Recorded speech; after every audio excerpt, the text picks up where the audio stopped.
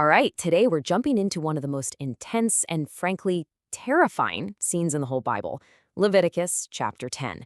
This story kicks off right after a huge celebration at the tabernacle, but in the blink of an eye, it turns into an absolute tragedy.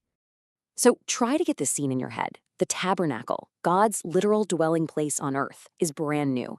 A fire from heaven has just dramatically consumed the very first offering. The energy is electric, the people are in awe. Everything seems perfect. But what happens when, in a moment that holy, worship goes horribly, tragically wrong?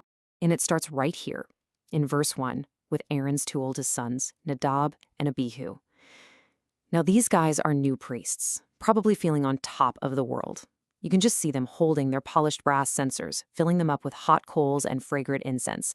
They walk up to the sanctuary to make their offering, but the fire they're using is all wrong. The Bible calls it profane or unauthorized. It was a fire God had not commanded. Think of a flame that's just off, a strange color or something that makes you instantly feel like it does not belong in this sacred place. Then, bam, verse 2. The response from God is immediate, and it is terrifying. A brilliant, holy fire erupts from the sanctuary. And this isn't a slow burn, it's a flash. It consumes both men right where they stood. They die before the Lord, in the very spot they were supposed to be serving him. The unauthorized fire is met with an overwhelming authorized one, and just like that, the celebration is over.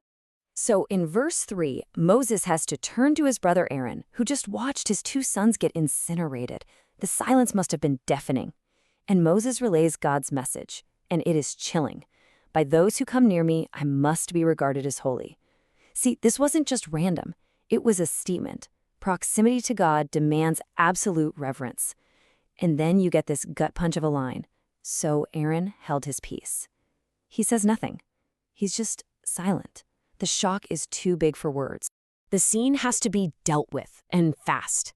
In verse 4, Moses takes command. He points to two cousins and gives them a grim job. Get the bodies out of here. And verse 5 shows they don't hesitate. They grab their kinsmen by their priestly tunics and carry them outside the camp. It's not a funeral procession, it's a cleanup. The holy space has to be made right again, immediately. And if you thought it couldn't get any harsher, listen to this. In verse 6, Moses looks at Aaron and his two remaining sons, the grieving father and brothers, and gives them an almost unbelievable command. You are not to show any public signs of mourning. Don't tear your clothes, don't mess up your hair, nothing. Why? Verse 7 gives the reason, and it's a stark one. For the anointing oil of the Lord is upon you.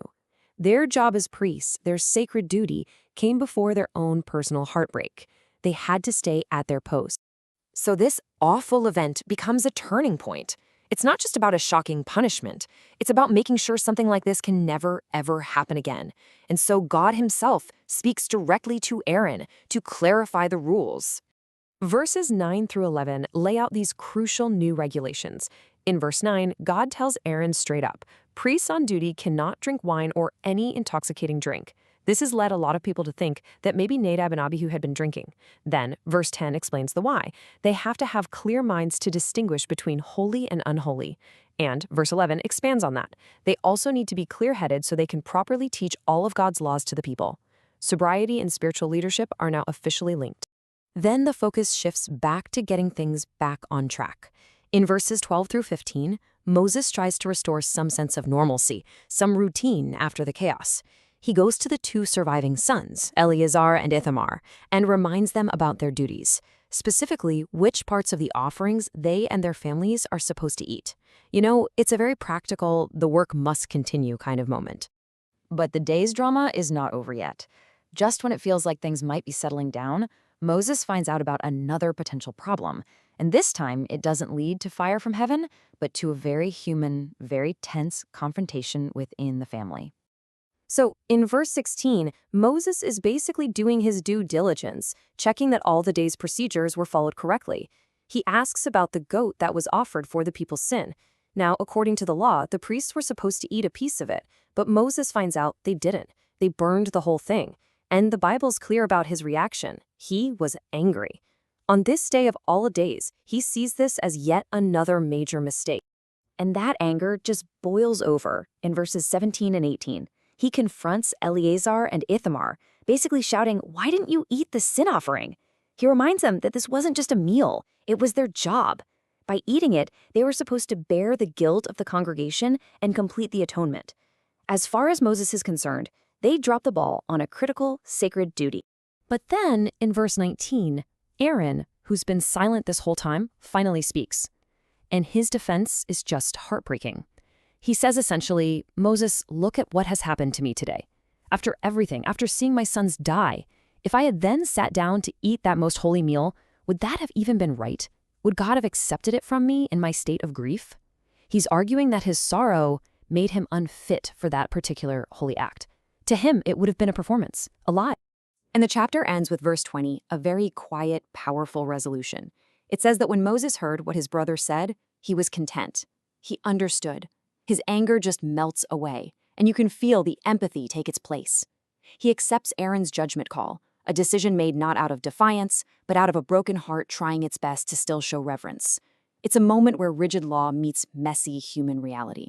And that leaves us with this incredible question to think about. The chapter starts with an ironclad rule and a deadly consequence, but it ends with flexibility and human understanding. It really makes you wonder, when does our profound human experience of grief and pain get to influence the demands of divine ritual? It's this tension between the law of God and the reality of being human that makes this story so powerful and so unforgettable.